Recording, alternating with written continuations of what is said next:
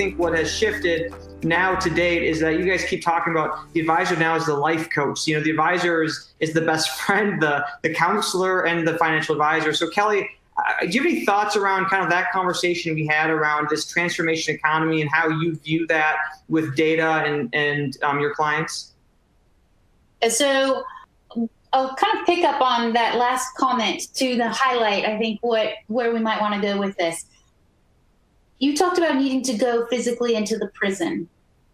Like, why do we need to do that anymore? To still have a personal connection and to help people. So to me, transformation is they don't want to do that. They don't want to spend the time, and it's hard for everybody.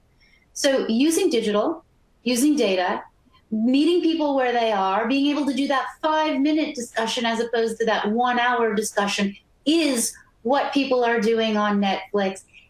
Digital is not just for the younger generation, it's for all clients, it's how they're expecting. And I think the pandemic and our shift in how we're working with our clients has changed and accelerated a curve that we were already on, but it accelerated it by many years in terms of what's possible for us. We now have so much more latitude in how we can and should interact with our clients, and our clients' expectations for how they want to interact with us, we're already changing, and you can bet they're even more so changed. And I've often said that I think it's where client experience and transformation are the same.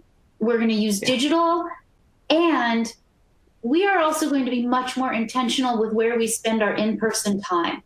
And so to me, what's transforming is yes, by using digital, and yes, in the client experience, but what's going to transform next is how we choose to use time, because we don't have to do it in person anymore. We can use that when we really want to, and it better be value added instead of just going to sign some forms in a branch. So to me, I think transformation is happening on a lot of different dimensions, and it's our industry has to embrace this, and it's an opportunity actually that we have.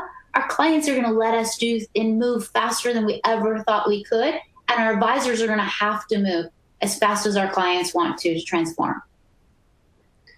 That's powerful. So we have 1 minute left. So I want to ask one final question, since we've talked on a lot of subjects, and you're talking about transformation and transforming in the advisors.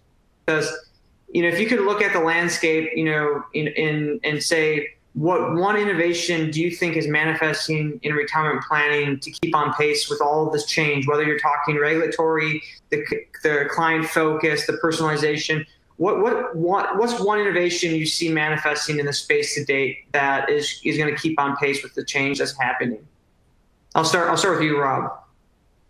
No, I wanted a minute to think about it. We're almost out of time. It's a little hard to push to one innovation. And I don't know that everyone's there, but I'm going to just steal from Kelly. The fact that we can do so much on our phone and feel really personally empowered. I mentioned trust earlier. There's a great saying, right? Trust but verify. And just having that ability to have a trusted advisor, but have the innovation in my hand so I can keep an eye on things.